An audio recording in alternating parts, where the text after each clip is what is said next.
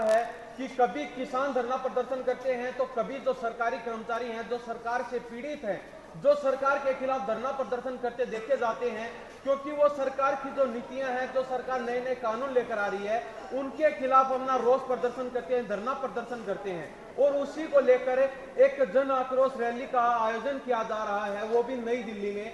तो उसी के चलते यहाँ पर भी एक प्रोग्राम आयोजित करवाया गया है और कुछ नेतागण हमारे साथ मौजूद हैं और कर्मचारी मौजूद हैं। इन सभी से बारी बारी बातचीत करेंगे। आखिर मुद्दा क्या है, क्यों ये सरकार के खिलाफ बार बार धरना प्रदर्शन कर रहे हैं, रोड जाम कर रहे हैं और सरकार की जो नीतियां हैं उनके खिलाफ आवाज उठाने का काम कर रहे हैं।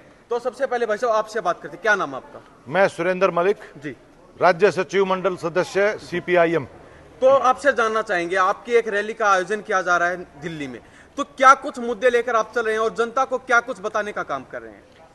ये बीजेपी के सरकार मोदी जी के नेतृत्व में पूरी तरह से कॉरपोरेट और सांप्रदायिक ताकतों का एक गठजोड़ बनकर के काम कर रहा है। एक तरफ देश को हिंदू मुसलमान जाति के आधार पर आपस में बांटा जा रहा है और दूसरी तरफ देश के तमाम प्राकृतिक और सार्वजनिक संसाधनों को बड़े कॉरपोरेट पूंजीपति अडानी अंबानी के हवाले किया जा रहा है और उन्हीं के हक में कानून बनाए जा रहे, ताबड़तोड़ ढंग से लोगों की जीविका के ऊपर हमला बोला जा रहा है। लेबर कोड्स जो बनाए गए हैं, तमाम श्रम कानूनों को खत्म करके, जो 100 साल के संघर्षों से मजदूरों के बने थे, उनको खत्म करके बंधुआ बना देने की मजदूरों की एक व्यवस्था की गई है। 12-12 घंटे काम पक्का होगा लेकिन नौकरी पक्की नहीं होगी, ना कोई सामाजिक सुरक्षा होगी, ना कोई न्यूनतम वेतन का पैमाना है। जब चाहो मर्जी से छटनी करो मजदूरों की, जब चाहो फैक्ट्री बंद करो, पूरी तरह से लूट की छूट दी गई है।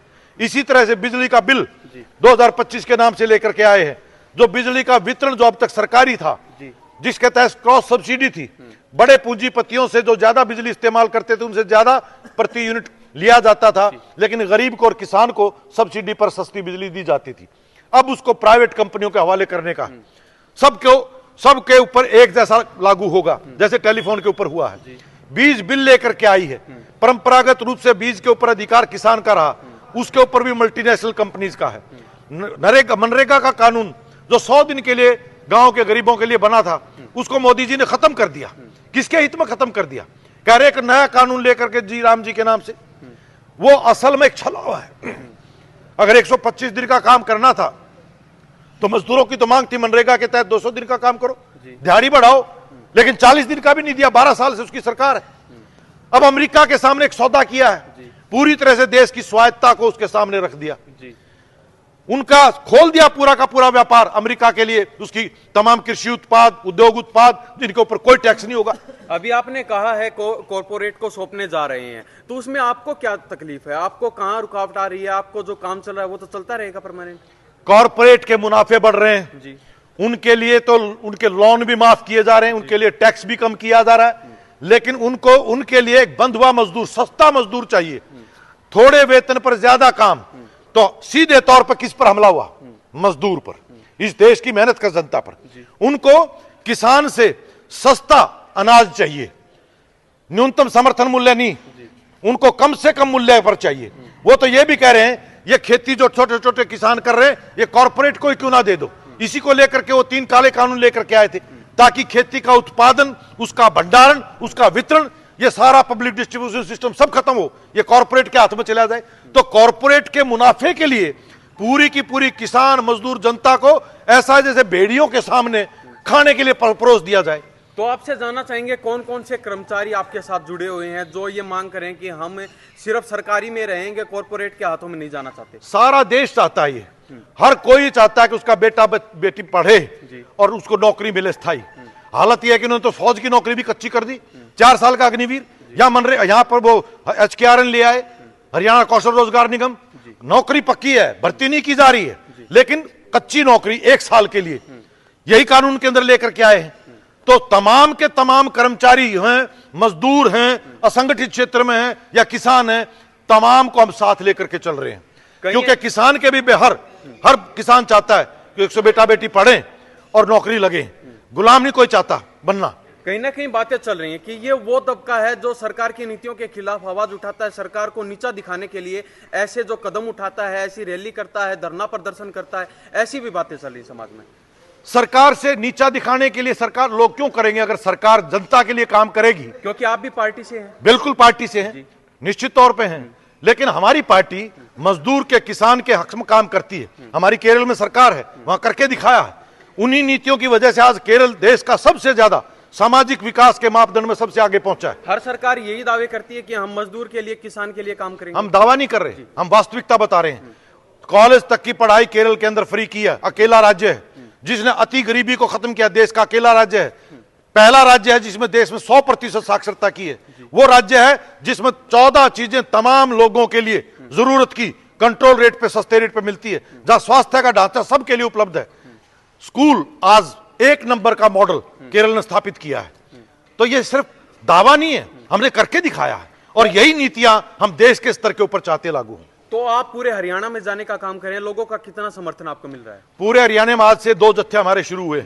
एक सिरसा से शुरू हुआ, डबवाली से, एक यहां तोशाम से शुरू हुआ है और 20 तारीख तक चलेगा। और अकेला हरियाणा नहीं, 13 राज्यों में आज से ही ये तमाम जन आक्रोश जत्थे चले और तमाम बस्तियों में, गांवों में जाते हुए 24 तारीख को व्यापक पैमाने के ऊपर रामलीला मैदान के अंदर हम वहां ऐलान करेंगे मोदी को कि किसी भी सूरत में यह देश ना अडानी का, ना अंबानी का, उसकी जागीर नहीं है। देश के मेहनत कश लोगों ने अपने गर्दनें कटाई थी देश को आजाद करवाने के लिए। इसको दोबारा से हम गुलाम नहीं बनने देंगे। कहीं ऐसा तो नहीं है कि आप अपनी पार्टी का चेहरा चमकाने के लिए, क्योंकि केरल में आपकी सरकार है, बाकी अन्य स्टेट में आपके बहुत कम देखा जाता है, उसके लिए तो आप ये सब नहीं कर रहे हैं? कहीं हमारी राजनीति चेहरा चकाने की नहीं है। अकेली पार्टी है हिंदुस्तान के अंदर जो दावा कर सकती है। ना ही तो हमारा आज तक कोई एमएलए बिका, ना कोई एमपी बिका है। 9 मुख्यमंत्री रह चुके हैं, किसी पर आज तक भ्रष्टाचार का दाग नहीं है।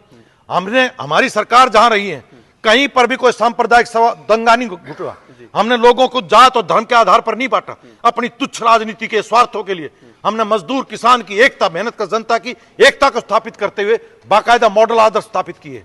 तो ये चेहरा चमकाने का नहीं है, देश को चमकाने के लिए जिन्होंने देश को बनाया है, मजदूर, किसान, उसको मजबूत करके, उनकी एकता को मजबूत करके शासन उनके हवाले करने का। और भी काफी पार्टियां हैं जो लगातार काम कर रही हैं, ग्राउंड पर भी काम कर रही हैं, लेकिन उन्होंने आज तक ये मुद्दा नहीं उठाया। आपके मन में ऐसा क्या डाउट हुआ, ऐसा क्या थॉट आया कि भाई हमें मजदूर, किसान की आवाज उठानी चाहिए? यही चरित्र का फर्क है।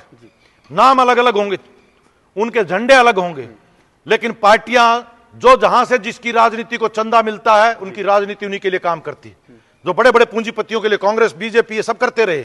बल्कि हमारा आज ये कहना कि जिस जगह आज देश पहुंच चुका है, वो तमाम पार्टियां जिनको इस देश से प्यार है, जो इस देश के संविधान को बचाना चाहते हैं, जो इस देश की जनतंत्र को बचाना चाहते हैं, उन तमाम से हमारी अपील है, आओ मैदान में मिलकर के इस देश को बचाने का मुद्दा है। आज देश की स्वायत्तता को, संप्रभुता को आज समर्पित किया जा रहा अमेरिका के सामने, जिसको किसी भी सूरत में बर्दाश्त नहीं किया जा सकता। जी बने रहिए। मलिक साहब क्या कहना चाहेंगे? भाई साहब, आप क्या नाम है आपका? मेरा नाम जय भगवान है और मैं CITU हरियाणा का महासचिव हूँ जी।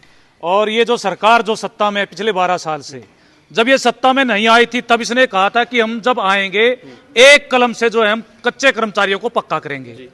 आज तक सरकार ने पक्का करने की बजाय कर्मचारियों को कच्चा रखने